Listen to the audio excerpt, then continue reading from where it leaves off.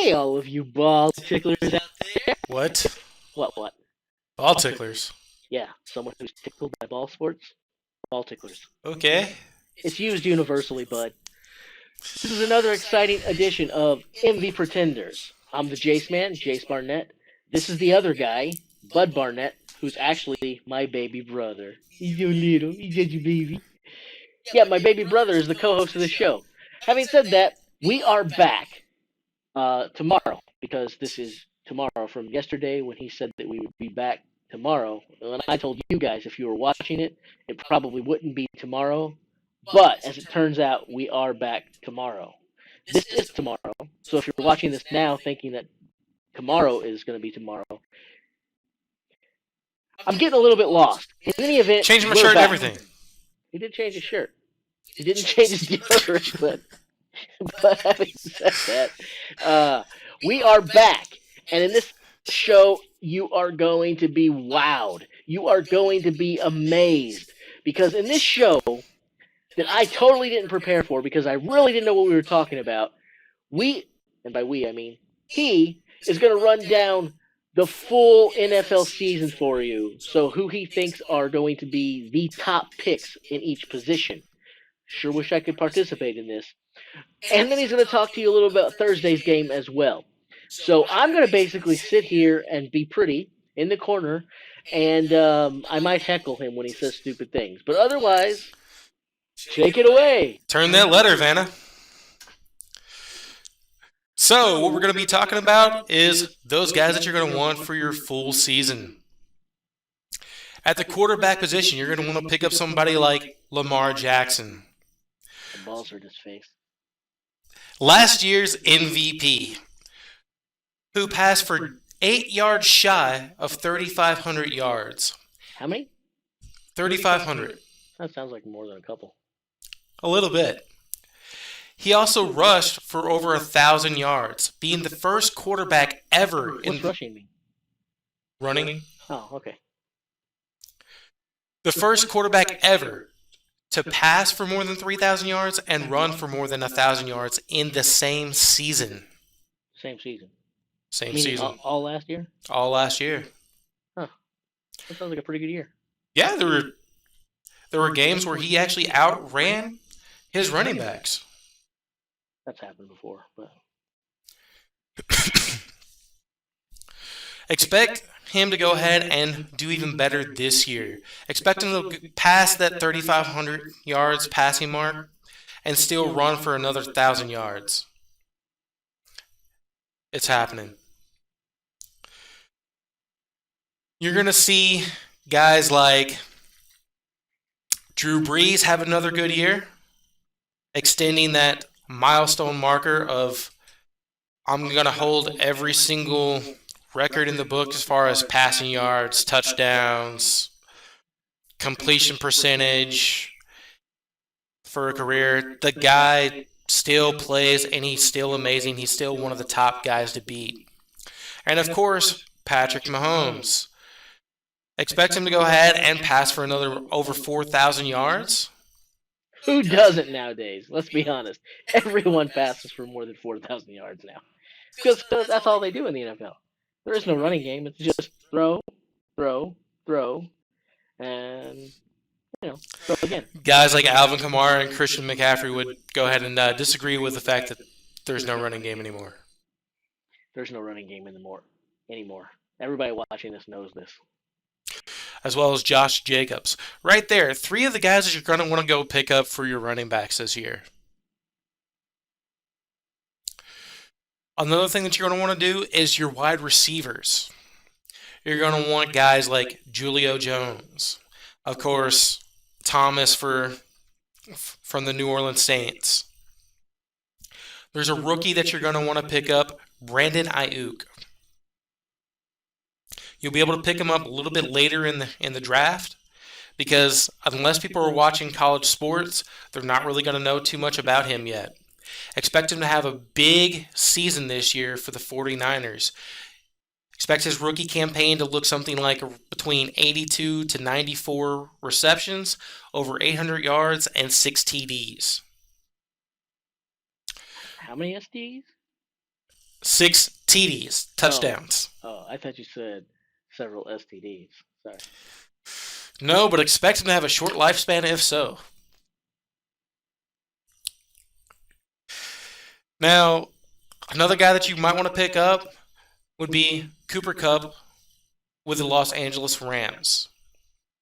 If he stays healthy, that has been a problem in his short career so far, has been staying healthy. He has injuries every year. Sometimes they keep him out of the game, sometimes not. Like his sophomore year, he only got to play in 8 games. If you times that by 2, you're going to get pretty much the exact same amount of production that he got all of last year playing all 16 games. So he's pretty consistent with his play. One of the big things about him is his usage inside the 20. He was second as far as looks inside the 20 on the Los Angeles Rams last year. He was in the top 3 of wide receivers and of looks inside the 20 last year.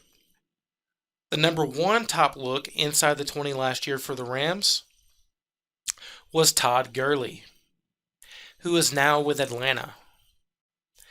So those looks are going to have to go somewhere, so expect him to make a bigger splash inside the 20 than he did last year.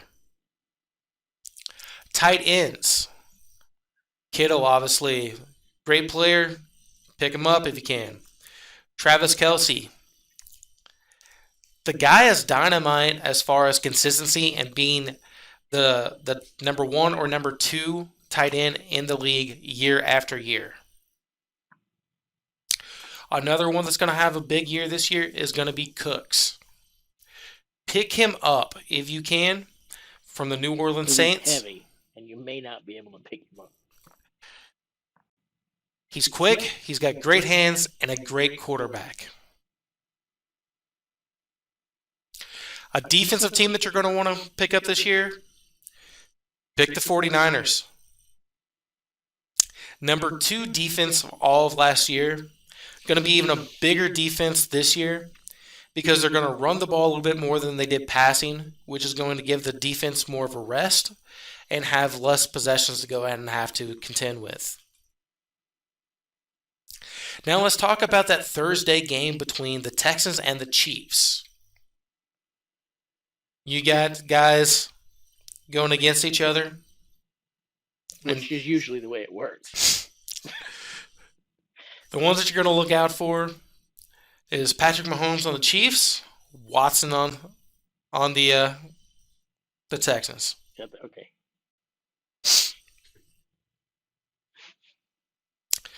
What you're going to look for is the defense stopping Mahomes like they did in their first game last year. They have a big front 4 that is very good at keeping quarterbacks off the rhythm, which is where Patrick Mahomes falls short. If you can keep him off his rhythm, he's not really that short. He's above average height. If you can keep him off his rhythm, the Chiefs become a much more easier team to beat. Once Mahomes sets into his rhythm, the guy is almost unstoppable. Except when he stopped. That's the only time that you will stop him that I have seen. Yeah, that's happened. Another thing that you're going to want to look for. No one's unstoppable, with the exception of maybe the abominable the white Yeti guy. And I don't know, some snowman. The Yeti. Okay, right on. The running game between the 2 teams are going to be very different as well. Yeah, they've got different players on each team too. You should point that out. Really, that's a shocker. They'll actually have different uniforms on. I'm pretty sure they're going to play in the same uniforms. No, they're going to have different uniforms on. Oh. As a matter of fact, they're going to have different uniforms on even on the same team. They're not all going to wear one uniform. Huh. How about that? It would be very unhygienic, especially with COVID right now if everybody's wearing the same uniform. Let's share it. All right, guys. So for the Chiefs, you're going to be looking at their top running back opting out of the 2020 season, leaving them to go ahead with their rookie that they picked up. I do expect good things out of him. However, I'm not going to look for him to do too much inside the first 4 games of the season. So don't be expecting him to make too much of an impact on the game Thursday. I expect him to get off to a hot start. You got both sides right there. All right. And then for the Texans, you got the running team of Johnson & Johnson. Which is different than the baby care products and things of that nature. Yes. No more tears. Both Johnson & Johnson are very similar players in the fact of the way they attack the game.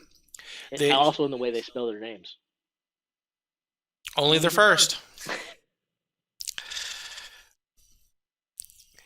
They are both very talented in being a 3-down back. What you need in a 3-down back is a running back that can both run the ball as well as receive the ball. They both do that extremely well, which helps keeps defenses off kilter whenever they switch out, because you still don't know what that next guy is going to do. Unlike whenever the Patriots do it, you know what kind of play is going to be ran on who they have in as their running back. So do you expect them to make a splash? Some might say so. Because I'm getting mad because in the pre-footage that we did not keep, he was saying splash all the time, and I've been expecting to say it a bunch here because I wanted to heckle him about it again, and I also wanted to point out a great feature that will be coming to the show soon. What we're actually going to do is we're going to do a splash counter. Every time that Bud mentions splash, we're going to up the production value. We're going to hear like a sound of like Greg Louganis hitting the water, and we're going to just see what the splash count is at the end of the show. That should be a lot of fun. That's much better than you grabbing a squirt gun and squirting me in the face every time I say splash. Well, it's because this is my computer equipment, and I'd rather not get wet. Otherwise, you'd be hosed. Pun intended. Excellent. All right, so a guy to make a splash for you at tight end, obviously, Kelsey. However, defenses have shown he does have a weakness, and that's if you put a cornerback on him. He's great contending against other linebackers, going through the middle of the game. Excellent at it. You put a cornerback on him, he has trouble contending with their speed and their jumping capabilities. And they tend to shortness too. It really disrupts him. It tends to throw off his game. Also, he is going to be contending that first game with a knee injury issue. How severe it is, I imagine not too severe since the Chiefs do plan on playing him. He has played in several games over the course of his career with knee problems. It tends to be a reoccurring issue for him, but not one bad enough to go ahead and usually keep him out of the game. Or keep him from performing too well, as he is the only receiver type player on the Chiefs that is very consistent. Tyreek Hill, Sammy Watkins, they're good receivers. However, they're very inconsistent players. Also, you never see those two guys get hot on the same game. Either one is playing well and the other isn't, or the other is playing well and the other isn't. They never play well at the same time. Something the Chiefs are going to have to wind up getting going this year if they want to make another run to the Super Bowl. Now, on the Texans side of the ball, you got Fuller go ahead and leading the team. Are you tickling balls again? I'm listening to you butcher the English language. That's what I'm doing right now. Go ahead. You have Fuller this year leading the team for the wide receivers in Texas. Now, last year, whenever he had to when he had to lead the team for their wide receivers last year, his red zone opportunities was falling way short. Prior to whenever it was him and DeAndre Hopkins, you were seeing about an average of one touchdown per game from Fuller. Last year he ended up with four. 4. So that's a major drop off. The major drop off. He's going to have to pick that up big time this year. Big time. And going to have to pick it up in this game, or otherwise the Texans are going to have no chance of beating the Chiefs. If he does more than 4 in one game, though, that's pretty good. If he does more than 4 in one game, then I would say the Chiefs pretty much lost that game. I don't see them scoring more than 24 points come Thursday. And I see them scoring however many they have on the scoreboard at the end of the fourth quarter. He is probably pretty accurate in that statement. We'll see. And that concludes your picks for who you're going to want for your full long season and who you're going to want for Thursday's game. Thursday's game. Stay tuned Thursday. for our reports for who you're going to want to pick for Sunday. Well, I guess since we're doing Sunday and Monday, I guess Sunday and Monday. Okay. So when you say Sunday and Monday, I'm assuming you're talking about the NFL again. Yes, we are talking about the NFL again. So apparently we're going to do some picks that you should do for those games. I'm going to come back and on that episode, I think we're going to also do a rundown. We're going to look some more into this the NFL season. For those of you who this is going to be crazy. First game is tomorrow. Can't really get the draft. See, this sucks, bud. What would have been awesome if we could have did like a mock draft before the season? That would have been pretty awesome. But now we can't really do that. I got some mock draft for you. Silence. You have to talk. What do you mean you got some mock draft for me? These are guys I have on my team so far. Okay, well that's not a mock draft, but any event, unless it's one round, one team, that would you probably picked the wrong people then in that case. So it would have been great if we could have did that. We will certainly do that next year for sure. As a matter of fact, what would be cool is we already talked about letting them into the our league, right? Yes. So maybe what we'll do is we'll do a live draft on air after we do a mock draft. Okay, we'll do the mock draft. What we'll do is we'll take some of the other NFL analysts and their picks, okay, and then we'll insert ourselves, and we'll take them off the board in the order that they came, mixed in with our picks, and we'll see how that shakes up.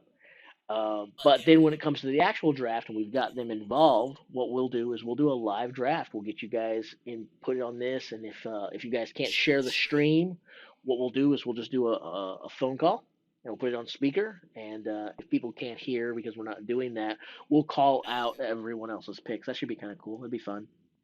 But on the next episode, what we'll do is we will review the Sunday Monday games.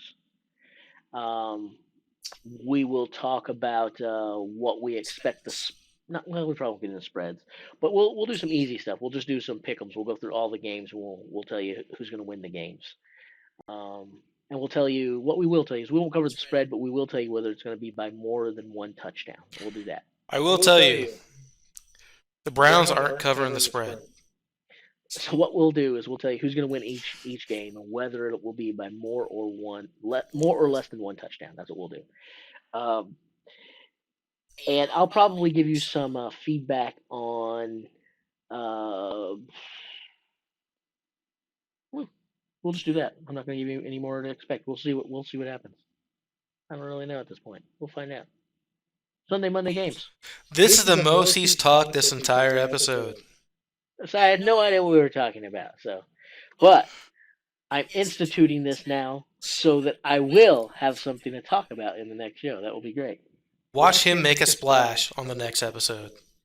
And watch for the splash counter. So we're going to really up the production value. I think I'm going to get us a Streamlabs media deck. so that we can just cycle through these things real easy, or maybe I'll just grab a wireless keyboard. You guys can see me operate it from here. Let us know how you want me to control this show. So, do we have anything else to cover today or not? I think that pretty much covers today. Um, Also, don't forget, guys, if there's any teams that you want to go ahead and get some information on as far as in the NBA while they're doing their playoffs right now, let us know that as well, and we will cover those games for you as well. Yeah, we'll do that. Something else. What we want you to do is we want you to add comments, guys. We need you to communicate with us. In order for this to be a success, we need your help. So Facebook, YouTube, Twitch, wherever you find us, we need you to correspond with us. Get a little bit of integration going here, and let us know what we should talk about. Give us feedback. Speaking of feedback, something else that's very important. We talked to you about letting you guys join our leagues. So one thing that's going to really help you be one of those people who are picked is who can come up with the best insults for Buddy. So make sure you give us your best insults, and I will pick the best ones each week. And if you are successful in making him need therapy, or me needing to send someone by to check on his safety, there's an excellent chance that you're going to wind up getting to be in the league, because we need people who can be more brutal to him than I am. So if you can't at least be as hateful to him as I am, don't even bother to apply. Okay? Sounds good, Jace. I won't really want to stick with this if he is okay with it. So you guys need to make sure that he's not, okay? Be mean enough that he hates this segment of the show when we're like, let's check out the biggest bud disses of the day. Speaking of which, don't forget to let them know that you're actually going to read some of their best disses to me every episode. I already said that. So, diss number 1, listen to your own show. Pay attention and tickle some balls. Did you say something? Tickle some balls. Before that. You suck. After that. Tickle some balls. Before that. You suck. In So between anyway, that. anyway, I didn't actually say you sucked, but that goes. I wasn't to- listening. Exactly. So, guys, we will see you next time. We are out in 3, 2,